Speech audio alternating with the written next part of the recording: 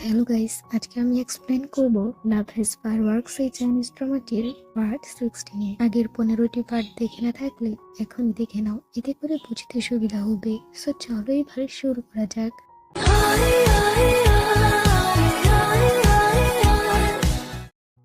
লাইভে তারা অনেক গল্প করে, এমনকি একসঙ্গে নাচও করে। দর্শকরা এই জুটিকে দারুণ পছন্দ করে এবং ইউর লাইভে আগের চেয়ে অনেক বেশি লাইক প্রশংসা আসতে থাকে। জুনচেং এর বন্ধুরাও মজা করে বলে ইউ আর তার মা এখন সেরা লাইভ স্ট্রিমিং জুটি। এদিকে দানিও আবারও শিনকে ফোন করে বুঝায় ওয়াং এর সাহায্যে পাওয়া চাকরির সুযোগটি হাতছাড়া করা ঠিক হবে না, তো ইন্টারভিউ দিতে যাওয়া উচিত। সেদিন রাতে ঘুমাতে যাওয়ার আগে শিন আরেকবার ইফাইকে ফোন করে। সে শুধু তার সঙ্গে একটু কথা বলতে চেয়েছিল, কিন্তু ইফাই এতটাই ড্রাঙ্ক অবস্থায় ছিল যে ফোন ধরার মতো অবস্থাও ছিল না। পরদিন সকালে শিনের এক সাবেক ম্যান্টর ফোন করে। আসলেই ফোন করানোর পেছনেও ছিল ওয়াং। শিনের কণ্ঠ শুনে ম্যান্টর বুঝতে পারেন তার শরীর ভালো নেই, তাই তিনি দ্রুত তার বাড়িতে যান এবং তাকে হাসপাতালে নিয়ে যান। অন্যদিকে ইফাইও ঘুম থেকে উঠে শিনের একের পর এক মিসড কল ও মেসেজ দেখতে পায়। সে সঙ্গে সঙ্গে মেসেজ করে জানতে চায় কি বলতে চেয়েছিল, কিন্তু শিন তাকে জানায় না যে হাসপাতালে ভর্তি হয়েছে। এদিকে ওয়াং হাসপাতালে শিনকে খুব যত্ন নেয়, এমনকি তার পাশে থাকার জন্য নিজের অফিস থেকেও ছুটি নেয়। এই পরিবর্তন দেখে শিন অবাক হয়, কারণ অতীতে সে কখনোই ভাবে তার যত্ন নেয়নি। অন্যদিকে গ্রাম থেকে ফিরে ইফাই প্রথমেই মিস্টার সাংয়ের সঙ্গে দেখা করতে যায়। উদ্দেশ্য ছিল ফ্লোসিয়া প্রজেক্ট থেকে মিস্টার সাংকে সরিয়ে দেওয়া।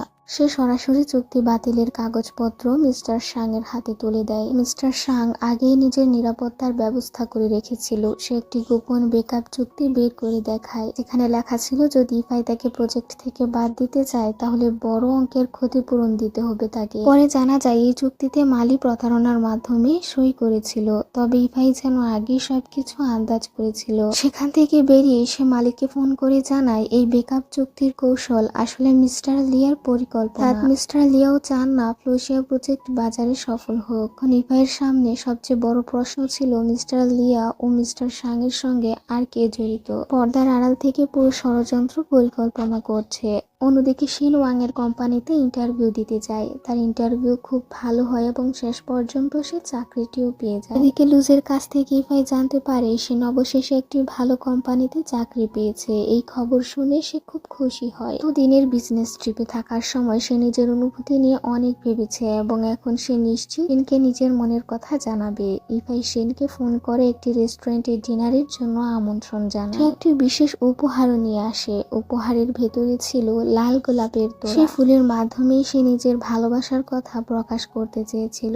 ইফাই কিছু বলার আগেই সে নিজের মনের কথা তাকে জানিয়ে দেয়। সে বলে এই কয়েকদিনে সে ইফাইকে খুব মিস করেছে। একা থাকতে থাকতে সে বুঝতে পেরেছে ইফাইকে সে ভুলতে পারেনি, কিন্তু একই সঙ্গে সে এটা উপলব্ধি করেছে এই সম্পর্ক আর তার জন্য নিরাপদ নয়। যেন ইফাইয়ের আচরণ তাকে সবসময় অনিশ্চয়তার মধ্যে রাখে। ইচ্ছা হয় সে কাছে আসে, আবার কোনো ব্যাখ্যা ছাড়াই দূরে সরে যায়। এর ইচ্ছা মতো হঠাৎ চলে যাওয়া এবং আবার হঠাৎ ফিরে আসা এসব তাকে খুব কষ্ট দিয়েছে। কথায় বিশ্বাস একবার ভেঙে গেলে তা আবার আগের মতো গড়ে তোলা সহজ নয়, তাই সে আর দ্বিতীয়বার এই ঝুঁকি নিতে চায় না। শিনের কথা শোনার পর ইফাই আর নিজের অনুভূতি লুকিয়ে রাখে না। সে স্পষ্টভাবে স্বীকার করে যে সেও শিনকে ভালোবাসে এবং ভবিষ্যতের পুরো জীবন তার সঙ্গেই কাটাতে চায়।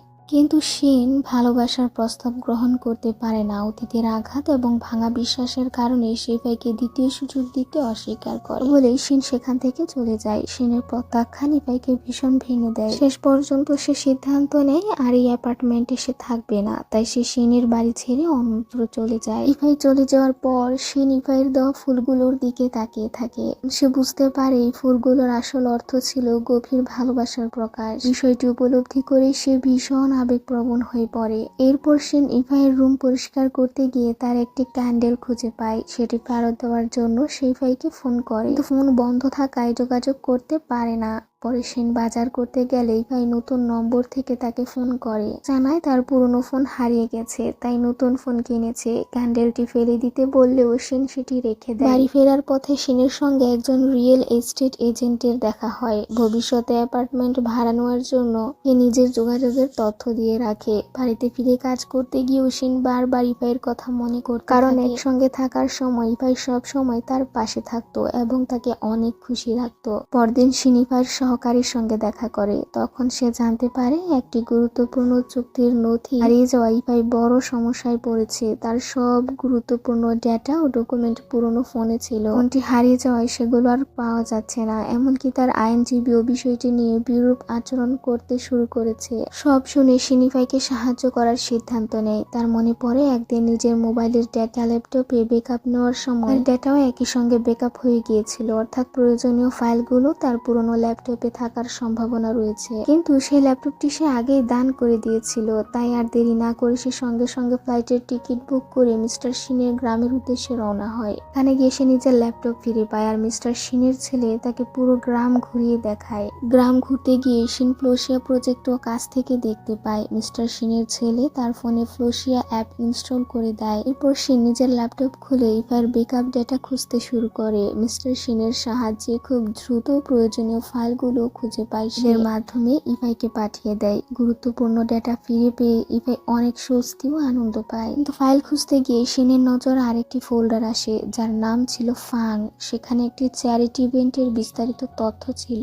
সময়গুলো মিলিয়ে দেখে শিন বুঝতে পারে ঠিক সেই সময় ইফাইয়ের ভিক্যাট অ্যাকাউন্টের পাসওয়ার্ডটিও পরিবর্তন করা হয়েছিল। এটি সন্দেহজনক মনে হয় সে সঙ্গে সঙ্গে ইফাইকে একটি মেসেজ পাঠায়। মেসেজটি পড়ে ইফাই নিজের ল্যাপটপ সহকারীর কাছ থেকে সরিয়ে রাখে।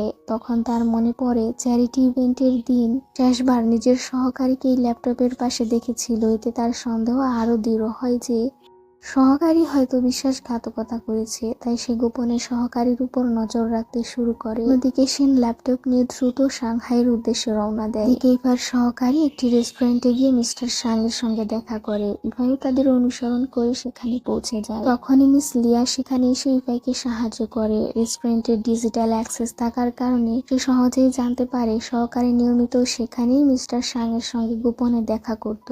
রেস্টুরেন্টের বাইরে অপেক্ষা করতে করতে ইফাই দেখে তার সহকারী ও মিস্টার সাং আলাদা আলাদা গাড়িতে করে সেখান থেকে বেরিয়ে যাচ্ছে। তখনই তার মনে পড়ে শিনের পাঠানো গুরুত্বপূর্ণ মেসেজটি সহকারীও দেখে ফেলেছিল। ফলে শিনের নিরাপত্তা নিয়ে সে ভীষণ চিন্তিত হয়ে পড়ে। বারবার শিনকে ফোন করলেও ফোন বন্ধ পাওয়া যায়। পরে দানিওর কাছ থেকে সে জানতে পারে শিন গ্রামের কাজ শেষ করে ফিরতি ফ্লাইটে সাংহাই আসছে।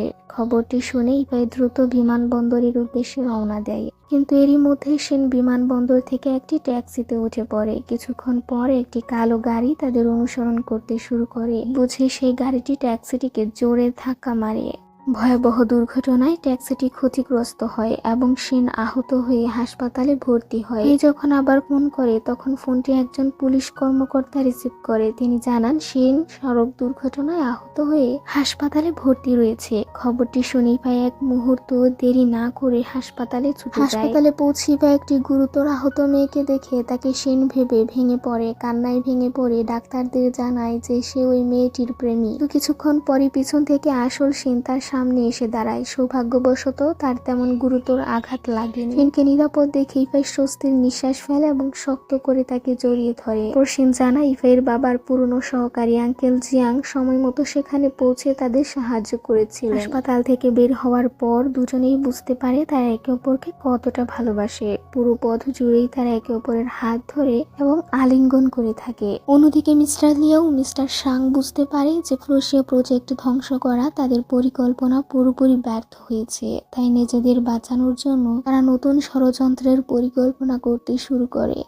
বাড়িতে ফিরে আঙ্কেল জিয়াং ইফাইকে তার বাবার সঙ্গে দেখা করতে বলেন। এরপর ইফাই শিনের সঙ্গে খোলামেলা কথা বলে। সে জানতে চায় কেন শিন শুধু তার জন্য 5000 কিলোমিটার দূরের একটি গ্রামে গিয়েছিল, যদিও সে পাহাড়ি রাস্তায় গাড়ি চালাতে ভয় পায় এবং তেমন ভালো ড্রাইভারও নয়। এত কষ্ট করে শুধু তাকে সাহায্য করার কারণ ইফাই জানায় এত বড় ত্যাগ সাধারণ বন্ধুত্বের জন্য কেউ করে না। সে আর শিনকে নিজের থেকে দূরে রাখতে চায় না, সারা জীবন তাকে ভালোবাসতে এবং সবসময় তার পাশে থাকতে চায়। ইফাইয়ের কথাগুলো শুনে শিন কোনো উত্তর না দিয়ে তাকে কিস করে। সে কিসই ছিল তার ভালোবাসার স্বীকৃতি। শেষে দুজন আনুষ্ঠানিকভাবে প্রেমের সম্পর্কে জড়িয়ে পড়ে। পরদিন ইফাই তার বাবার সঙ্গে দেখা করতে যায়। সে দেখে তার বাবা কাজ করতে করতেই ল্যাপটপের সামনে ঘুমিয়ে পড়েছেন। তাই চুপচাপ একটি কম্বল দিয়ে তাকে ঢেকে দেয়। তখনই তার বাবা জেগে ওঠেন। শিনের জীবন বাঁচানোর জন্য বাবাকে ধন্যবাদ জানায় এবং জানতে চায় তিনি কিভাবে বুঝেছিলেন যে শিন বিপদে রয়েছে। তার বাবা জানান তিনি অনেকদিন ধরেই গোপনে ইফার সব কর্মকাণ্ডের উপর নজর রাখছিলেন